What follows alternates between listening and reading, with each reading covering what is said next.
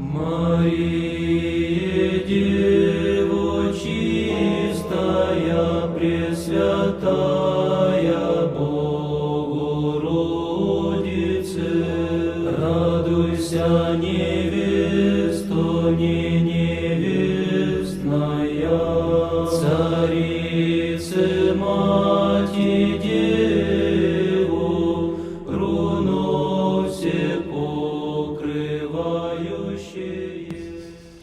Bien, hoy nos acompaña en el Tesoro de la Isla el padre Domingo Erckpan, que es historiador de la Iglesia, y estamos ya hace un tiempo largo gozando de su compañía, aprendiendo un montón de cosas muy interesantes acerca de los 2000 años de la historia de la Iglesia. Así que, padre, ¿cómo le va? ¿Cómo anda?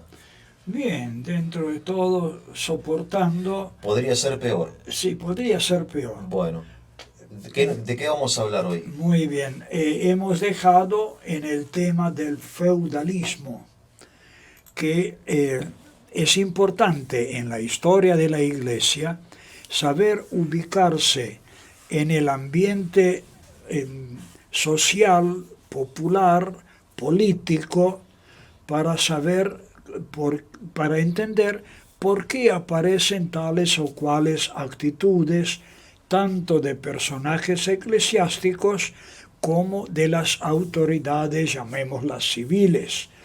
Porque justamente hoy comentábamos en el viaje cómo es que los monarcas se atribuyen autoridad sobre la Iglesia en cuestiones internas. Y es que han tomado la conciencia ya desde Constantino el Grande, que él decía que era obispo de las cuestiones exteriores, pero sin embargo intervenía en cuestiones internas de la misma Iglesia. Concretamente, cuando los problemas se acumulaban y se complicaban, entonces se convocaban los concilios de jerarcas eclesiásticos, y Constantino fue el primero que convocó el concilio de todo el Imperio Romano, primer concilio ecuménico en Nicea, año 325, por expresa orden del emperador. Y en las reuniones del concilio, él abrió las sesiones y él cerró cuando terminaron de discutir y puso su firma en las conclusiones. Ya vemos cómo interviene en cuestiones que hoy es privilegio solo de papas y patriarcas, pero aquellos cabezas coronadas se atribuían autoridades que ellos decían las usaban por la voluntad de Dios, pero Dios nunca determinó que haya monarcas que sean jefes de la Iglesia, lo cual ellos se atribuyeron. Pero esto sucedió durante siglos, ¿verdad? Porque hasta el siglo XIX los monarcas podían vetar, por ejemplo, la elección de los papas. De los papas. La última fue en 1903, cuando muere León XIII, el famoso, el autor el que firmó la famosa encíclica Rerum Novarum, y en el conclave fue elegido el secretario del Estado, cardenal Mariano Rampolla, de origen siciliano, que era excelente político, persona muy bien preparada. Dicho sea de paso, en general en Italia los buenos políticos provienen del sur, que muchos se ríen de los meridionales, pero no son ningún chiste. Sicilianos, calabreses. Padre, todo lo bueno proviene del sur. Sí, muchas cosas buenas, sí. Bueno, siga, por favor. Muy bien. Y entonces eligen al cardenal Rampolla. En eso se levantó el arzobispo de Cracovia, cardenal Pusina, polaco, y dijo en latín: en nombre del católico y apostólico emperador, pongo veto a la elección de mi hermano Mariano Rampolla. Ya estaban todos de pie porque cuando el secretario leyó el resultado de la votación, bueno, dijo Mariano Rampolla, en fin, es elegido obispo de Roma y papa universal. Se pusieron de pie y de allí el cardenal polaco pronunció esa famosa frase que incluso se entendía, muchos no entendieron bien. Decían los italianos: cosa dice questo bárbaro. No. Y un italiano que estaba cerca del polaco lo dijo en voz clara y alta, en buen latín, y todos se quedaron consternados. El secretario dijo: aceptado el veto, mañana seguiremos votando por el nuevo papa. Y fue elegido el arzobispo de Venecia, Giuseppe Sarto, alias Pío X, que lo primero que decretó fue la anulación del derecho monárquico de poner vetos a la elección del nuevo papa. Y así, al menos teóricamente, la Iglesia sigue absolutamente libre. Si concretamente lo es, eso es otro tema, pero teóricamente es libre y los jefes de Estado no tienen derecho de intervenir públicamente Entonces, este en la orden, elección del Papa. este orden político eclesiástico que se establece a partir de Constantino y después grandes emperadores, tiene algo de bueno y algo de malo, creo, ¿no? O Sí, sea, es señor. ambiguo porque obviamente gracias a eso la iglesia se expande, digamos, ¿no? Sí, señor. Los pueblos son bautizados, pero por otro lado la iglesia se ve como condicionada algunas veces o muchas veces por la voluntad Del monarca. del monarca que no pertenece a la iglesia como fiel, Sí, pero no como jefe. exacto. Y tantas veces ocurrió que promovían justamente los monarcas a episcopados. Al papado era más difícil, pero obispos ponían según su gusto y que no tantas veces no eran personajes aptos para esa misión. Porque para ser obispo se necesita la religiosidad desde ya y luego la cultura o preparación eclesiástica, más buen comportamiento y energía, porque tantas veces hay que proceder con energía, pero a veces se ponían personas no idóneas. Por ejemplo, en el siglo XV, cuando España es unida por el casamiento de la reina de Castilla, Isabel, y del rey de Aragón, Fernando IV, entonces estos dos influyen en el funcionamiento de la Iglesia, cada uno según sus ideas y su gusto. Isabel, por ejemplo, promovió al gran inquisidor Fray Tomás de Torquemada, que era un criminal, al cual finalmente los españoles asesinaron. Pero ella convencida que era buena persona porque sabía adular a la reina.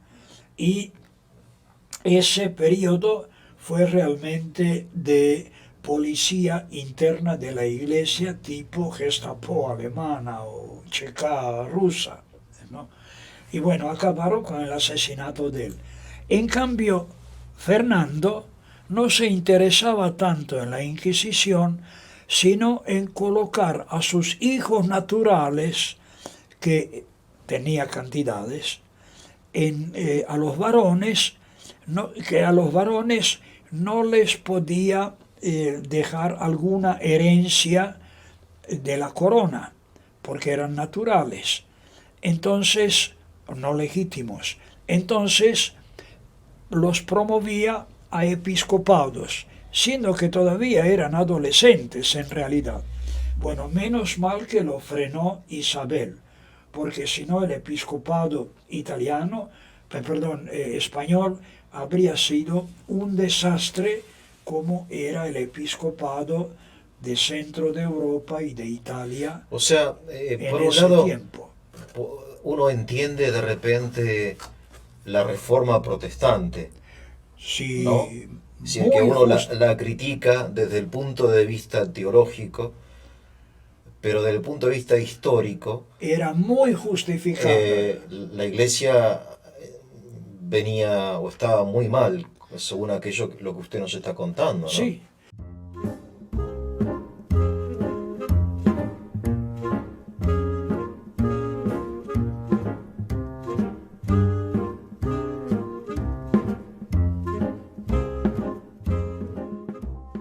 ¿Ves? El arzobispo primado de Alemania, Colonia y Treveris, era un tal Alberto de Brandenburgo, muchachito de 24 años, que celebraba la misa de vez en cuando durante el año, no se interesaba por el funcionamiento de la iglesia, su vicario trataba de arreglarse y él tenía para preocuparse de cacerías, de reuniones de la nobleza, de farras, de la buena vida que disfrutaba debido al diezmo eclesiástico que se le pagaba religiosamente.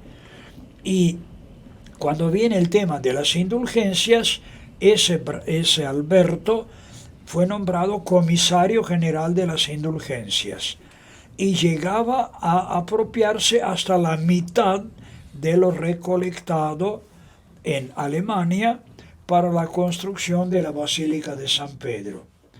Con un personaje así, y que no era el único, el Fray Martín Lutero, hombre muy inteligente pero desequilibrado, se sublevó con toda justificación. Realmente hacía falta la reforma de la Iglesia, que a la vez promovía el emperador Carlos V. Carlos V, emperador y rey de España con el título de Carlos I.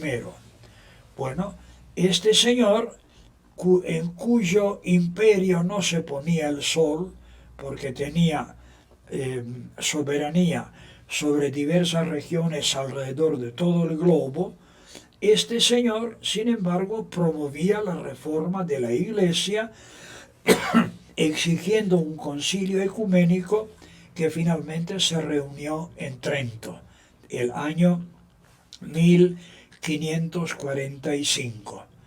Y cosa que trababan incluso algunos papas que tenían miedo que les muevan el piso, como decimos aquí. Claro, porque por otro lado existen los estados vaticanos, ¿no? Sí, Que señor. usted nos contaba de que fueron creados en aquella época también. Sí, O sea que, por un lado, el poder temporal de los reyes se metía dentro de la iglesia y por otro lado, la iglesia asumió un poder temporal que creo que no le corresponde, según el Evangelio, no sé. actualmente vemos que no le corresponde. Claro, pero Según el Evangelio tampoco.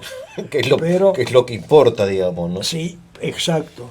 Digo, Pero la iglesia no se podía limitar simplemente a la predicación como lo hizo Jesús, que iba de pueblo en pueblo, sino que debía tener una base sólida para que nadie pueda atropellarla. Y así las propiedades que tenía el obispado de Roma, que ahora voy a mencionar al Papa Gregorio I, que puso en orden todo lo que eran las propiedades que luego Pipino el Breve, padre de Carlomagno, El breve quiere decir el petizo. el me parece. petizo. El breve. Pero como todo petizo era bravo, Mire, ¿no? Y los papas se dieron cuenta que era el rey más poderoso de Europa. Entonces, todavía estaba destruido el imperio romano occidental, que termina el año 476 con la renuncia del último emperador, y hacía falta una cabeza que domine ese territorio, que hoy son diversos países muy importantes, a partir de Alemania al occidente, y allí en esa situación, además de una cabeza única para que, digamos, para que domine todo ese, en ese momento, desorden, y para que nadie se apropie de los terrenos eclesiásticos y reduzca la Iglesia romana a ser simplemente como una diócesis cualquiera.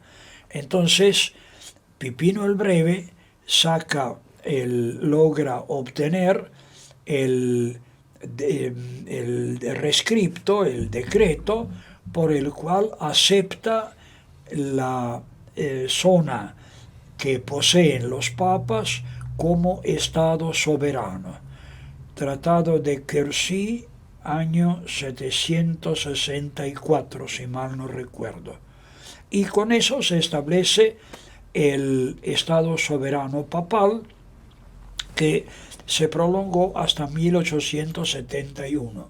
Pero fue muy oportuno y muy necesario a través de la Edad Media y luego moderna, para que nadie se apropie del papado como algunos han intentado.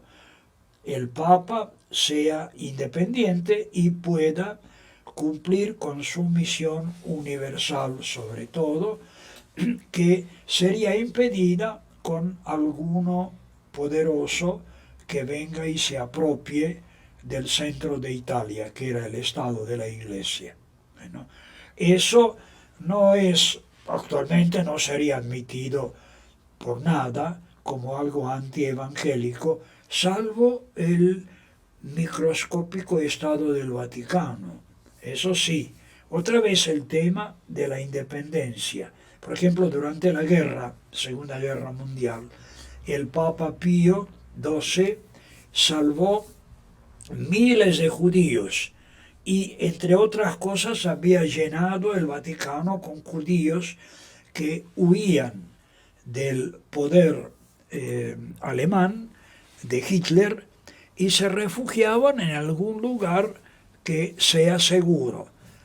Lo más seguro en el momento era el papado. Así Pío llenó el Vaticano de judíos y se lo facilitó la soberanía del Estado pontificio papal. De modo que incluso en el siglo XX cumplió con una buena misión lo que había establecido Pipino el Breve. bueno, hoy el Vaticano, por ejemplo, le da la oportunidad al Papa de hacer escuchar como su voz y su mensaje en todo el mundo, ¿no? Mediante esta figura jurídica Sí, señor. llamada Estado Vaticano, Sí, señor. ¿no? Que forma parte digamos, de las familias de las naciones, si se quiere Sí, hablar. señor. Pero en aquella época, volviendo, padre, entonces a la historia, ¿no? Que me gusta mucho hablar con usted porque usted encuentra analogías en todas las épocas de la historia, Y ¿no? sí, Que es como que se repiten las cosas. Y entonces estamos en la época, creo, de Justiniano, sí. ¿no? Un poco. Por Ahí, favor, lo escuchamos, muy padre, bien. cuéntenos. Sí, detallaremos luego temas del feudalismo que son necesarios, y si se quiere pasamos, pero al Imperio Romano Oriental, o bizantino. Se llama bizantino porque la capital fue establecida en el puerto Bizantion que fue ampliado luego como ciudad Constantinópolis. Y fue la segunda Roma, como la llamaban, y capital del Imperio Romano Oriental. Bueno, esa zona oriental tenía su sistema de vida primitivo, antiguo, greco-romano. No existía el feudalismo en la forma occidental, porque pasaremos luego a eso, y sobrevivieron ocupaciones, es decir, invasiones, de bárbaros. Empezaron los visigodos, que fueron vencidos, y luego vienen diversos pueblos orientales, cázaros, pecheniegos, búlgaros, que Bizancio los coloca en la frontera, pero no les deja meterse en Constantinopla ni en la zona estrictamente imperial. O sea, discúlpeme, padre, Sí. para los que no somos historiadores, existía en aquella época, estamos hablando del siglo VII, Sí, no antes, siglo VI, siglo VI, hasta duró el Imperio Bizantino, ¿hasta qué siglo? Hasta el XV. 1453. De casi 1000 años Sí, existió una realidad que hoy no existe. que hoy no existe. Por eso es muy difícil para nosotros entenderla. Entenderla Es exactamente. como un imperio que para nosotros, Como el imperio persa Claro. o el de los faraones o cosas así. que era un ¿no? imperio muy poderoso, Muy poderoso, un imperio cristiano. sí, y culturalmente muy avanzado. Ah, mire usted. Sí, señor. Ah, La cultura griega sí, se desarrolló justamente en esos territorios. Se traducía incluso al latín. Por ejemplo, los códigos de Justiniano, Pandecte, el antiguo, era código de origen romano en latín. Y luego Novelle, las nuevas leyes, son latín y griego, porque sí, él respetaba el latín de la tradición jurídica, pero no lo entendían en el Oriente, claro. donde la relación de la gente, digamos, de las autoridades y gente de alta alcurnia era todo en griego. Incluso suponemos que Jesús habló en griego con Pilatos, porque no hubo traductor allí, simplemente en un idioma que era común a los dos. Y eso sí, Justiniano lo respetó y lo promovió.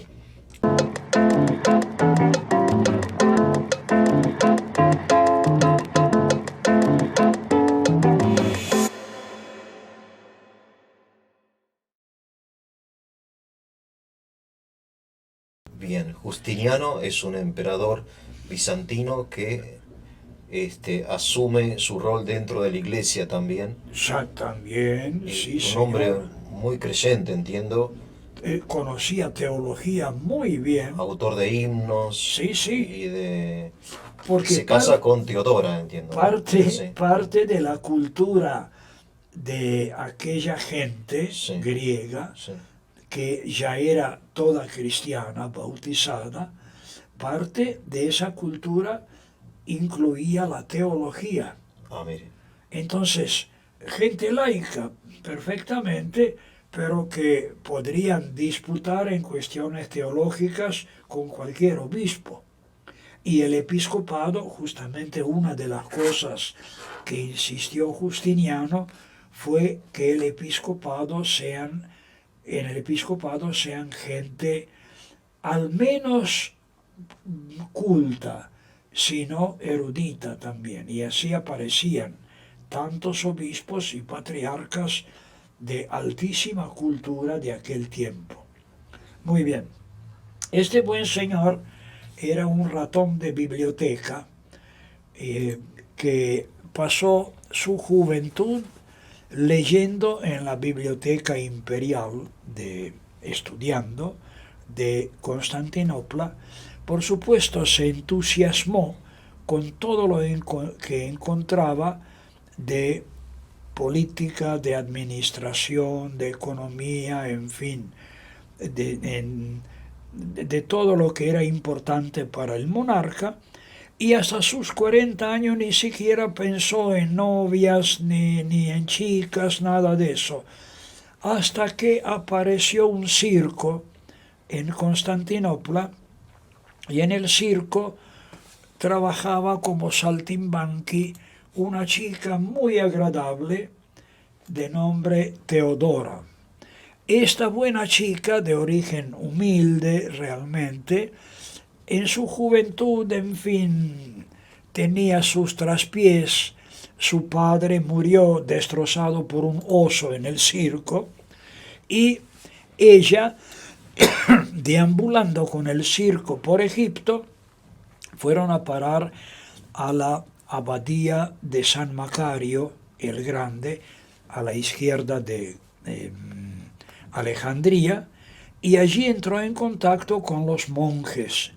Y efectivamente, diríamos en terminología eclesiástica moderna, se convirtió a una fe cristiana muy seria que profesaban los monjes egipcios, que estaban ya en cisma con respecto a la Iglesia universal, bizantina y romana, y profesaban lo que llamamos el monofisismo, es decir, no aceptaban los decretos del Concilio de Calcedonia del año 451, y provocaron un cisma grave en el cual entraban la Iglesia de Armenia, en buena parte la Iglesia siríaca, todo Egipto y toda Etiopía.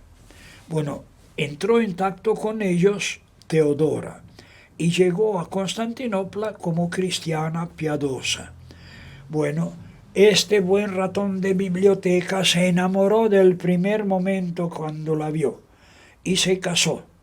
Y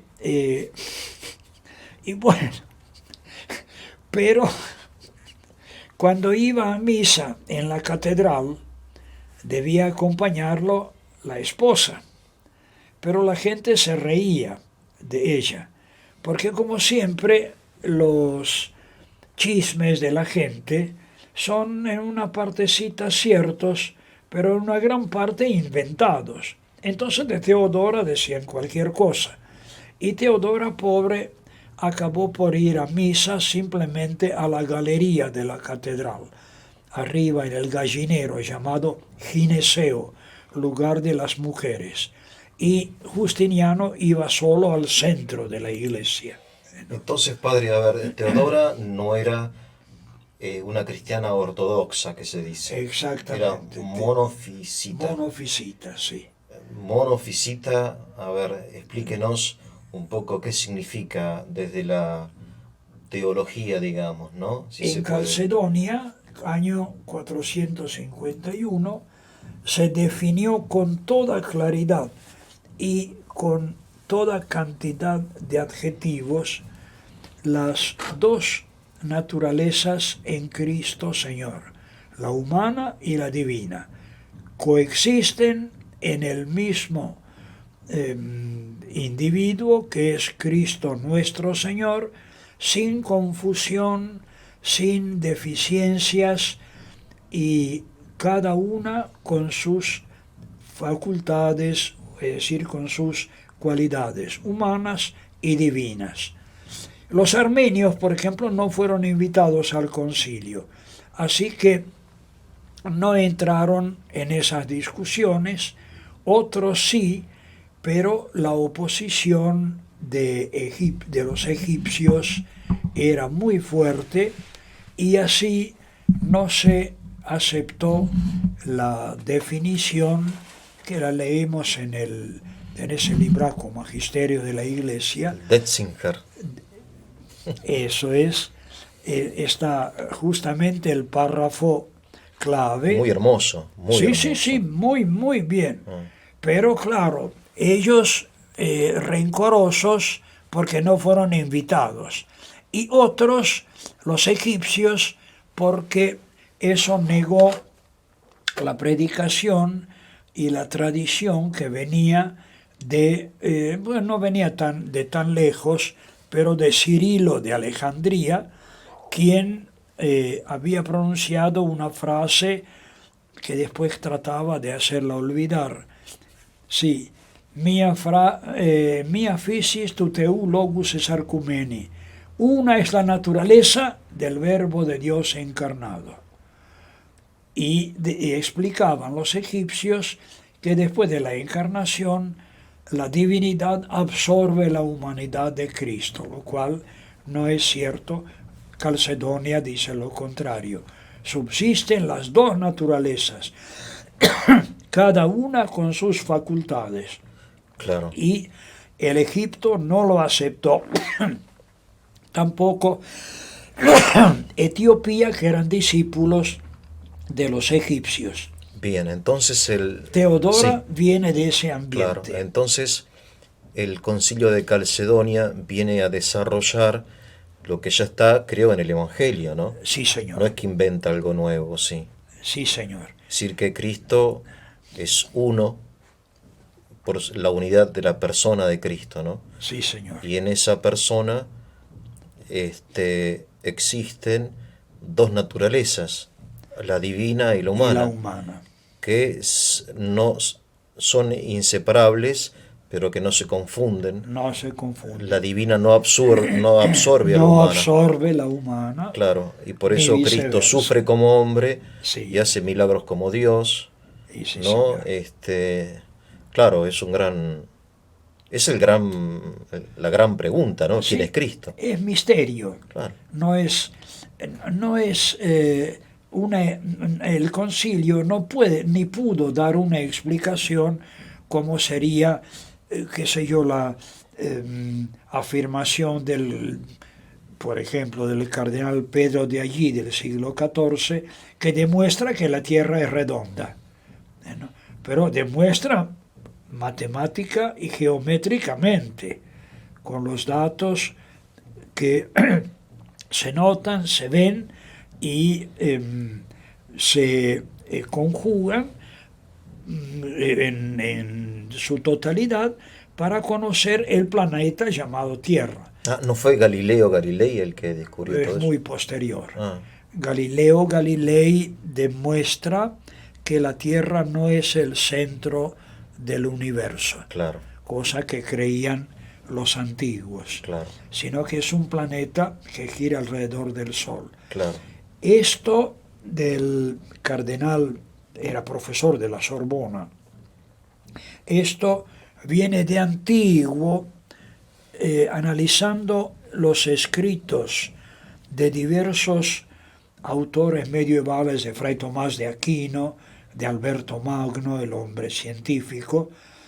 Ellos suponen que la Tierra es redonda. Claro, claro. Y el primero que lo aceptó fue un matemático y geómetra griego del siglo IV antes de Cristo, Aristarcos de Samos, que decía, no sé, no he leído la argumentación de él, que decía que la Tierra es redonda, no Claro, plana. claro. ¿No? Ahora, lo que usted quería decir es que no se puede hablar de Cristo con fórmulas matemáticas. Entiendo que, Exactamente. y que es lo que se llama en teología un misterio, Un misterio, ¿no? tal cual. Sí, señor. Y misterio más grande que lo que dice Gabriela María, ¿no? Lo que nazca de ti será llamado Hijo del Claro. Altísimo. ¿No? Claro, La pobre chica se habrá quedado boquiabierta con eso. claro. y jamás logró ni ella explicarlo ni ningún otro. Claro. ¿No? Pero Bueno, entonces, así fue revelado. Padre, si le parece, después seguimos Sí. en el próximo capítulo. Muy bien. Gracias.